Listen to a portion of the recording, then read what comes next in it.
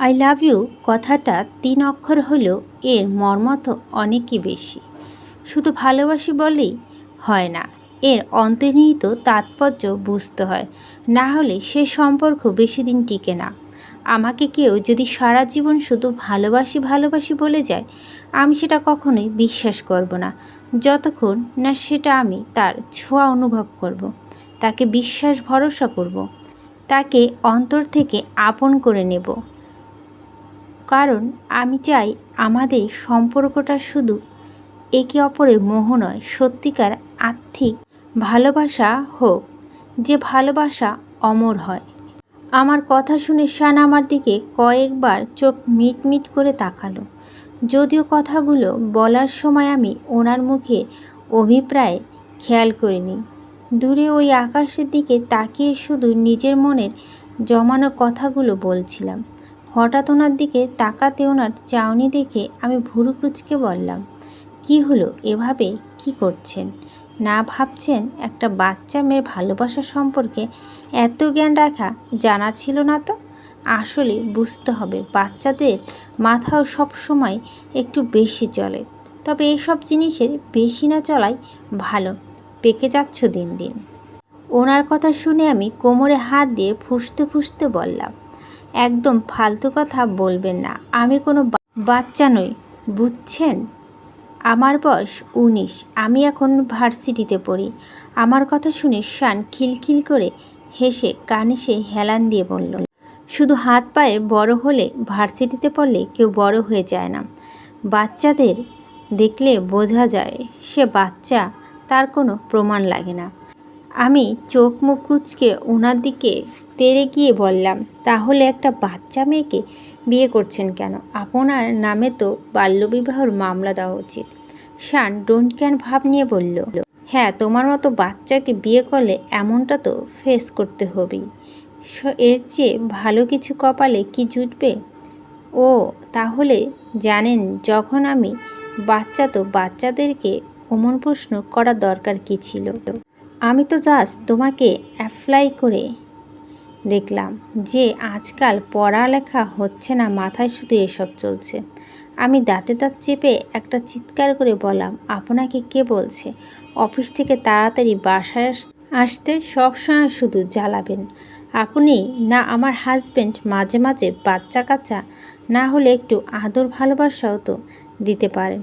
ধ্যাত, ভালো লাগে না। আমার কথা শুনে শান সিফলেস হয়ে গেছে, গোল গোল চোখে আমার দিকে তাকিয়ে আছে, যেন আমার বলা কথাগুলো সে বিশ্বাস করতে পারছে না। শান আমার দিকে আগাতে আগাতে বলল, কি বললে তুমি? হঠাৎ ওনার কথা শুনে আমার হুঁশ এলো। আমি কি বলে ফেলছি ভাবতে আমি জিভ কাটলাম। উফ, আমার এই মুখটা জানি না এত বেফাস কেন। এমন একটা কথা ওনার সামনে বলাটা কি জরুরি ছিল? ওনাকে আমার দিকে এগোতে দেখে আমি পিছাতে পিছাতে তেতলিয়ে বললাম, কি বলছিলেন? আর আমি? শান আমার দিকে অদ্ভুত চাউনিতে তাকিয়ে বলল, জানো না তাই না? আমি কিচ্ছু না বলে শুধু মাথা নাড়ালাম। পিছাতে পিছাতে হঠাৎ আমার ফুল একটা টপের সাথে পা ভেজে উল্টো পড়ে যেতে নিতে শান আমার হাত ধরে বলল। আমার বুক ধুক ধুক করে কাঁপছিল। সাথে সাথে শান আমার হাত টেনে ওনার বুকের মাঝে এনে ফেলল। আমি প্রচণ্ড ভয় পেয়ে গেলাম। আমি শক্ত করে ওনার টি শার্টটা খামচে ধরলাম। উনি ওনার এক হাত আমার পিঠে দিয়ে আর এক হাত আমার হাত ধরে আমার কানের কাছে মুখ নিয়ে ফিসফিসিয়ে বলল, ভয় পাচ্ছ কেন তুমি? আমি মাথা নিচু করে কাঁপা কাঁপা কণ্ঠে বললাম, ভয় পাবো কেন? সেটা তো তোমার শরীরে কাঁপাকাঁপি জানিয়ে দিচ্ছে। আমি ওনার কথা শুনে লজ্জা পেয়ে বললাম, ওনার থেকে ছোটার চেষ্টা করে বললাম, ছাড়ুন আমাকে, যাব আমি। উনি আমাকে আর একটু শক্ত করে কাছে টেনে বলল, কেন ছাড়বো কেন? তোমাকে না আদর ভালোবাসা চাই। ওনার কথা শুনে আমার শীত দ্বারা ঠান্ডা একটা শীতল স্রোত বয়ে গেল। হৃৎপিণ্ড এখন প্রথমের তুলনা আরও দ্রুতগতি চল শুরু করলো। উনি আস্তে আস্তে ওনার হাত দিয়ে আমার চুলগুলো সামনে থেকে সরিয়ে দিল, দু হাতে আমার মুখটার উপরে তুলে দিল। তারপর পলকহীনভাবে কিছুক্ষণ তাকিয়ে রইল। তারপর ওনার বুড়ো আঙ্গুল দিয়ে আমার ঠোঁটে স্লাইড করতে লাগলো। আস্তে আস্তে ওনার মুখটা এগিয়ে নিয়ে আসলে আমার দিকে। আমি আমার চোখ বন্ধ করে নিলাম। আজ কেমন এক অজানা শিহরণ শরীর মন আন্দোলিত হচ্ছে। অদ্ভুত সব ইচ্ছা জাগছে। বাধা দিতে চাইছি, কিন্তু কোনো অজানা শক্তি যেন হাত পা বেঁধে আছে। হঠাৎ শান আমার কাছে এসে আমার কানে কানে বলল, এমন বাচ্চা মেয়ের উপর আমার কোনো রুচি নেই। আগে বড় হয়ে যাও, তারপর ভেবে দেখব। কথাটা বলে উনি চলে গেলেন। আমি এখন এখানে স্থিরভাবে দাঁড়িয়ে আছি। হঠাৎ অনুভব হলো আমার চোখ থেকে এক ফোঁটা পানি গড়িয়ে পড়ল। কি ভাবছিলাম আর কি হলো? উনি এমন কেন? সব সময় এমন করে আমাকে দূরে সরিয়ে রাখে। আমি মেয়ে, আমার ইচ্ছে হয় আমার স্বামীর ভালোবাসা পেতে, বাট উনি এভাবে ইগনোর করলো আমার অনুভূতিগুলোকে। নিজের কাছে নিজেই ছোট লাগছিল। ভাবতে আমি ওনাকে চুপচাপ দাঁড়িয়ে অশ্রু বিসর্জন করতে লাগলাম। নিচে নামতেই হঠাৎ ফুপি শাশুড়ি আগমন দেখে আমি কিছুটা ঘাবড়ে গেলাম। এই মহিলার বিয়ের পরের দিন আমার কম কথা শোনায়নি। সবসময় ফোড়ন কাটতে প্রস্তুত তাকে এখন আবার এখানে কি করতে এসেছে কে জানে। আমি গিয়ে দ্রুত ওনার সালাম করে ওনার ড্রয়িং রুমে এনে বসালাম। উনি কর্কশ কণ্ঠে বলল, তোমার শাশুড়ি কই? আর আরস? আমি নিচু স্বরে বললাম, ওনার সবাই যার যার রুমে আছে। রুমে থাকলে হবে? যাও গিয়ে ডেকে নিয়ে আসো তোমার শাশুড়িকে, কথা আছে আমার। ওনার কথা শুনে আমি একটা লম্বা শ্বাস নিয়ে শাশুড়ি মাকে ডাকার জন্য উপরে যেতে লাগলাম। মা নিচে আসছে, তাই আমি ওখানে দাঁড়িয়ে গেলাম। মা ফুপুকে দেখে বলল, আরে ননদিনী, এই সময় তুই আজ আসবে সেটা বলে আসনি তো? এখানে এসেছিলাম আমার এক বান্ধবীর বাসা, ভাবলাম তোমাদের দেখে যাই, তাই এলাম। শুনলাম আরস ফিরেছে। আমি মনে মনে বিড়বিড় করে বললাম, দেখতে এসেছে না কথা শোনাতে এসেছে সেটা তো আমার ভালোই জানি। শাশুড়ি মা হয়তো বুঝতে পেরেছে, কারণ এই কয়েকদিন আত্মীয় স্বজনদের ফোন কলে জ্বালায় টিকাই দায় হয়ে যাচ্ছে। সবার এক কথা, আরস নাকি নতুন বউয়ের বোনেকে নিয়ে পালিয়েছে, এখন আবার 3 মাস থেকে ফিরে এসেছে। তা কি ঢং জিজ্ঞেস করার উত্তর দিদি অতিষ্ঠ হয়ে গেছে সবাই। তাই মা একটু ইতস্তত করে বলল, ফুপু মায়ের কান ভাঙাতে বলল, দেখছো ভাবি, আগেই বলছিলাম না আরস ওই নতুন বউয়ের বোনের সাথে পালিয়েছে। আমার কথা তখন তো কেউ বিশ্বাস করো নাই। গরিবের কথা বাসি হলো ফলে, না হলে এমন বিয়ে থেকে দুজনই গায়েব হয়ে যায়। তোরা একটা কথা ভালো করে শুনে নে, ওরা পালায়নি বুঝলি। ওরা সব শানের কথা মতো করছে। শান সোহাকে ভালোবাসতো, তাই স্মৃতিকে বিয়ে করতে চায়নি। আর মিথ্যা বলে লাভ নেই। আমার ঘাসের মুখ দিয়ে চলি না, সব বুঝি। মা বিরক্ত অনুভব করছে সেটা ভালোই বুঝতে পারলাম।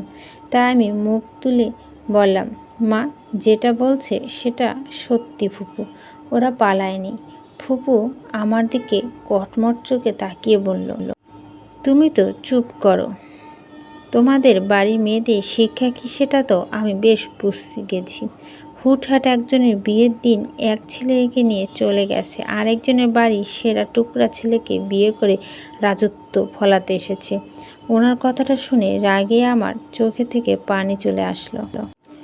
উনি তো কথাটা এমনভাবে বলছে যেন ওনাদের বাড়ির ছেলেকে আমি কিডন্যাপ করে বিয়ে করেছি। আমার চোখ থেকে পানি গড়িয়ে পড়ল। তখন শান সিঁড়ি দিয়ে নামতে নামতে বলল, এই বাড়ির ছেলেরা কেউ বাচ্চা নয় আর না অবুঝ ফুপি, যে কাউকে চাইলে তাদের ভুলিয়ে ভালিয়ে নিজের আয়ত্তে আনতে পারে। তাই এসব কথা কখনোই বলবে না। তোমাদের যেটা বলা হয়েছে সেটা সত্যি।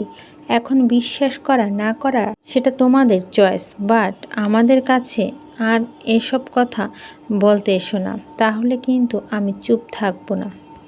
শানের কথা শুনে ফুপি একটু নরম হয়ে গেল, কারণ ফুপি শানের রাগ সম্পর্কে খুব ভালো করে জানে। ফুপি এভার নরম স্বরে বলল, আরে এই কথা কি আমি বলছি না রে, এটা তো বাইরের সবাই বলা বলি করছে, কোথাও যাওয়ার দায় হয়ে পড়ছে, সবাই শুধু একটা কথা বলছে, তাই তো আমি আসল কথা জানতে এলাম। শান শার্টে হাতা গোটাতে গোটাতে বলল, জানা শেষ, তাহলে বাইরে গিয়ে একটু সবাইকে বলে দিও, ওকে? আর তারপরে যদি কেউ এমন কথা বলে তাহলে বলে দিও ওরা যদি পালায়, ও তাতে যখন আমাদের কোনো সমস্যা হচ্ছে না, তাহলে তোমাদের এত কি সমস্যা? এত সমস্যা হলে আমার কাছে পাঠিয়ে দিও, সব প্রবলেম সলভ করে দিব। অনেক সুন্দর করে খাতির যত্ন করে ফুপির ভিতর চাউনিতে খানিকটা হাসার চেষ্টা করে বলল, আচ্ছা আমি বলবো, আসি। শান হেসে বলল, না না, এত তাড়া কিসের? এখন আমাদের খাতির যত্ন করার সুযোগ দাও। আরে বাবা, কী যে বলিস না, বাসায় বলে আসিনি তো বসতে পারবো না, পরে আসবো, এখন যাই। কথাটা বলে উনি চলে গেলেন। আমি মুখ টিপে খানিকটা হাসলাম। একদম ঠিক হয়েছে, কুটনৈবাস আত্মীয় স্বজন। হঠাৎ মা ধপ করে মাথায় হাত দিয়ে বসে পড়ল। আমি মায়ের কাছে গিয়ে বললাম, মা আপনি ঠিক আছেন তো? মান সম্মানের আর ছিটে ফোটাও রইল না। কী সব কথাবার্তা বলছে সবাই, আমাদের নাম না তো খারাপ হচ্ছে, সাথে স্মৃতিরও। শান রেগে বলল, আম্মা তোমাকে এত চিন্তা করতে হবে না, এমনিতে অসুস্থ তুমি। ঝামেলাটা যখন আমার জন্য হয়েছে তাহলে আমি সলভ করব। কথাটা বলে উনি চলে গেলেন। আমি ওনার যাওয়ার দিকে তাকিয়ে রইলাম। কত সহজে আরও সে দোষটা নিজের ঘাড়ে নিয়ে নিল। একটু অভিযোগ নাই এমন মানুষের সাথে কি করে রাগ করে থাকবো। শান বসে বসে কাজ করছে। আমি বুঝি না মানুষ সারাদিন এত কাজ কেমন করে, হয় অফিস না হয় বাসায়, কখনো আমার সাথে বসে একটু কথাও বলে না। আমি ওনার থেকে মুখ ফিরিয়ে নিলাম এমনভাবে যেন আমি ওনাকে দেখতেই পাইনি। আমি আয়নার সামনে দাঁড়িয়ে শাড়ি একটার পর একটা ট্রায়াল করতে যাচ্ছি আর নিজেকে দেখছি, কিন্তু একটা শাড়ি তো পছন্দ হচ্ছে না। ইতিমধ্যে পুরো ঘরের মধ্যে শাড়ি ছড়িয়ে ছিটিয়ে পড়ে আছে। আমি পুরো নাজেহাল হয়ে গেলাম। হঠাৎ আমার পেছন থেকে কেউ বলে উঠল, কি ব্যাপার ভাবিজান, পুরো ঘরে শাড়ি ছড়িয়ে রেখেছো কেন? ভাইয়া শাড়ি নতুন বিজনেস শুরু করবে নাকি? কথাটা শুনে আমি পিছন ফিরে দেখলাম আরশ ভাইয়া। আমি একবার দেখে আবার আয়নার দিকে তাকিয়ে বললাম, তোমার ভাইয়াকে জিজ্ঞেস করো, তার আগে আমাকে এই শাড়িগুলোর মধ্যে থেকে একটা শাড়ি চয়েস করে দাও। আমার একটাও পছন্দ হচ্ছে না। আজব, সামনে প্রাণপ্রিয় স্বামী থাকতেও দেবরকে জিজ্ঞেস করছো, এটা কিন্তু ঘোর অন্যায়। আমি রেগে বললাম, ভাইয়া ভালো হচ্ছে না কিন্তু, তোমাকে যেটা বলছি করো। আরশ ভাইয়া আমার মাথায় হাত বুলিয়ে বলল, কুল বিজান কুল, এত রাগ কি আছে? আমি চোখ টাটিয়ে বললাম, একবার বলছি না ভাবিজান ডাকবে না, আমাকে ভালো লাগে না। এই সম্পর্ক ছাড়াও তোমার সাথে আমার আরও অনেক সম্পর্ক আছে। আমার কথা শুনে শান কাজ ফেলে আমার দিকে তাকালো, ক্ষিপ্ত কণ্ঠে বলল, ভাবিকে ভাবি ডাকবে না তো কি ডাকবে? ওনার কথাটা কানে আসতে আমি অন্যদিকে ফিরে তাকালাম। এমন একটা ভাব করলাম যেন আমি তাকে দেখিতে পাইনি। আমি আরশ ভাইয়াকে দুটো শাড়ি হাতে নিয়ে বললাম, দেখো তো কোনটা ভালো লাগে। আরশ ভাইয়া আমার কাছে এসে ফিসফিস করে বলল, কি বলো তো, ঝগড়া হয়েছে নাকি বরের সাথে? কথাটা বলে আমি আরশ ভাইয়ের দিকে রাগান্বিত হয়ে তাকাইয়ে ভাইয়া খানিকটা হেসে বলল, আরে আমি তো এখনই বললাম, এত সিরিয়াস হওয়ার কিছু নেই। আরশ ভাইয়া শাড়ি চয়েস করছে তার আগে শান বলল, কি কাজে এসেছিস? শেষ হলে যা নিজের বইয়ের শাড়ি চয়েস করে দে, অন্য বইয়ের এত হেল্প তোকে কেউ করতে বলেনি। শানের কথাটা শুনে আরশ ভাইয়া অবাক হয়ে বলল, ভাই তুই আমাকে নিয়ে জেলাস ফিল করছিস? শান অন্যদিকে তাকালো। আরশ ভাইয়া খিলখিলে হেসে দিল। শান বিরক্ত হয়ে বলল, তোর কোনো কাজ আছে আদৌ নাকি যাবি? আরশ ভাইয়া অনেক কষ্ট কোনো মতে নিজের হাসি আটকে বলল, না, তোমার কালেকশন নিয়েও কোনো রিক্সড ওয়াচ আছে? আমার কালেকশনগুলো সব পূরণ হয়ে গেছে। ওয়েট, কথাটা বলি শান নিজের কাবার্ড খুলে সেখান থেকে একটা ঘড়ি বের করে আরশ ভাইয়ার হাতে দিয়ে দিল। আরশ ভাইয়া ঘড়িটা নিয়ে যাবে এমন সময় আমি আবার বলে উঠলাম, ভাইয়া আমার শাড়িটা চুজ করে দিয়ে যাও। শান কর্কশ কণ্ঠে বলল, আরশ তোকে যেতে বলছি না? যাচ্ছি বাবা। জামাই বউ দুইটাই পাগল। আরস ভাইয়া বেরিয়ে গেল। আমি শানের দিকে রাগী দৃষ্টিকে তাকিয়ে রইলাম। এখন আমাকে শাড়ি চুজ করে দেবে কে? শান আমার দিকে না তাকিয়ে বলো, সেটা তোমাকে ভাবতে হবে না। শান কোথাও একটা গেল। আমার প্রচণ্ড বিরক্ত লাগছে শানের বিহেভগুলো দেখে। উনি কি চায় নিজে জানে না। বিরক্ত হয়ে আমি আবার শাড়ি দেখতে লাগলাম, কিন্তু তখনের মতো নিরাশ হলাম। তখনই শান আমার সামনে একটা শপিং ব্যাগ ধরে বলল, এটা পরে নাও। আমি কিছুক্ষণ তাকিয়ে রইলাম প্যাকেটের দিকে। হঠাৎ আমার জন্য শপিং কি ব্যাপার? তখন শান ধমক দিয়ে বলল, কি হলো, নিচ্ছ না কেন? নেওয়ার পর দেখতে পারবে না? ওনার ধমক শুনে রাগ উঠে গেল। আমি রেগে বললাম, আপনার জিনিস আপনি রেখে দেন, চাই না আমার। কথাটা বলে যেতে নেব, তখনই শান আমার হাতটা ধরে টেনে ওনার সামনে নিয়ে দাঁড় করালেন। দাঁতে দাঁত চেপে বললাম, তোমার কথা কি শুনতে চেয়েছে? আমি বলছি মানে পড়তে হবে তো পড়বে, দ্যাটস ইট।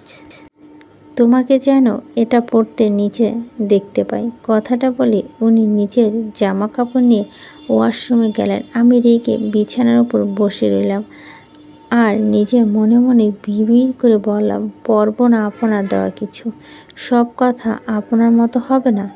আমি তখন অপমানের কথা ভুলে যাইনি। কিছুক্ষণের মতো শান ওয়াশরুম থেকে বেরিয়ে 2 মিনিট হিরোর মতো রেডি হয়ে বেরিয়ে এলো। শানকে এত ভালো লাগছিল বলার বাইরে। একটা শেরওয়ানি পরছে, পুরোটাই কালোর উপরে লাল বুটি, সাথে ঘড়ি, চুলগুলো একপাশ করে কিছু কপালে ওপর ছড়িয়ে ছিটিয়ে রাখা, খোঁচা খোঁচা দাড়িতে ফর্সা ঠোঁট, জাস্ট সিমপ্লেস।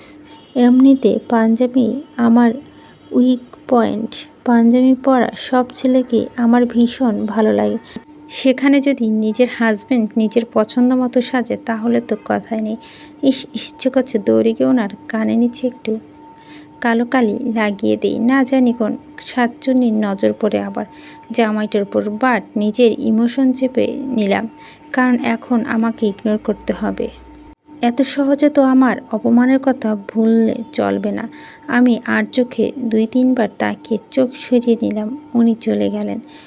উনি যাওয়ার পর আমি ওনার শাড়িটা বাদ দিয়ে নিজের পছন্দ মতো একটা শাড়ি পরে একটু হালকা মেকআপ, লিপস্টিক, জুয়েলারি আর চুলগুলো সুন্দর করে সামনে নিয়ে কার্ল করে কিছু চুল মুখের সামনে ফেলে রাখলাম আর বাকি হাত খোপা করে নিলাম। একদম পারফেক্ট লাগছে। তারপর হ্যান্ডব্যাগ, প্রয়োজনীয় জিনিস নিয়ে বেরিয়ে গেলাম। নিচে গিয়ে দেখলাম সবাই নিচে আছে, শুধু শান ছাড়া।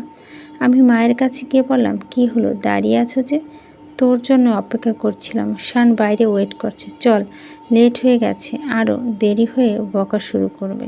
আমি মুখ ভেঙিয়ে মনে মনে শানকে অকথ্য ভাষায় একটা গালি দিলাম। অসামাজিক লোক একটা। সবসময় এত ভয়ঙ্কর কোথা থেকে আসে কে জানে। আমরা সবাই গাড়ির কাছে এলাম। শান গাড়ির কাছে দাঁড়িয়ে ফোন টিপায় ব্যস্ত ছিল। হঠাৎ আমাকে দেখে উনি প্রচণ্ড রেগে গেল। কটমট চোখে কিছুক্ষণ আমাকে আগা থেকে মাথা পর্যন্ত দেখলো। আমার সাথে কোনো কথা না বলে মায়ের দিকে তাকিয়ে বলল, তোমরা গিয়ে গাড়িতে বসো, আমি এক্ষুনি আসি। কথাটা বলে উনি আবার চলে গেলেন বাড়ির ভিতরে। সবাই গাড়িতে বসলো। যেহেতু একটা গাড়িতে সবাই যাচ্ছে, তাই আরস, বাবা, মা সবাই বসার পর সামনে শানের পাশে সিট ছাড়া আর বসার জায়গা পেলাম না। কিছুক্ষণ পর শান এসে গাড়িতে বসে ঠাস করে দরজাটা বন্ধ করলেন। আমি নিজের কানে হাত দিয়ে ওনার দিকে তাকালাম। ওনাকে দেখে মনে হচ্ছে যেন নিজের সব রাগ ওটার উপরে ছাড়ছে। অদ্ভুত লোক। তারপর উনি গাড়ি স্টার্ট দিলেন। কিছুক্ষণ পর গাড়ি এসে থামলো আমাদের বাড়ির সামনে। সবাই গাড়ি থেকে নেমে এগিয়ে গেল। মাঝে আমার শাড়িটা ঠিক করে দিয়ে আমি একটু পিছনে পড়ে গেলাম। কাজ শেষ করে এগোতে যাব, হঠাৎ করে আমাকে টান দিয়ে কেউ গাড়ির আড়ালে নিয়ে গাড়ির সাথে চেপে ধরলো। আমি প্রচণ্ড ভয় পেয়ে গেলাম।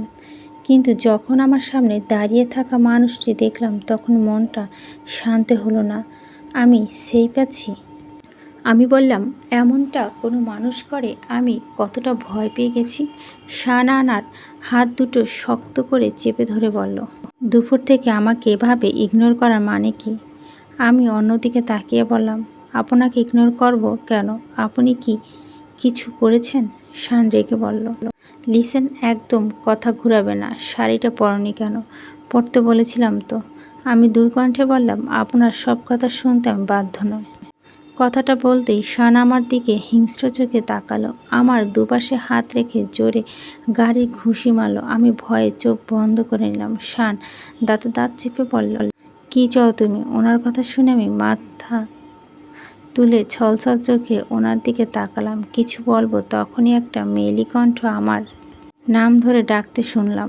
আড়াল থেকে মাথাটা একটু উঁচিয়ে দেখলাম স্মৃতি আপু। আমি আওয়াজ দিতে বললাম, আসছি। স্মৃতি আপুর আওয়াজ শুনে শান আমার থেকে দূরে সরে দাঁড়ালো। আমি পাশে কেটে যাওয়ার সময় বললাম, আপনার স্ত্রী হওয়ার সম্মান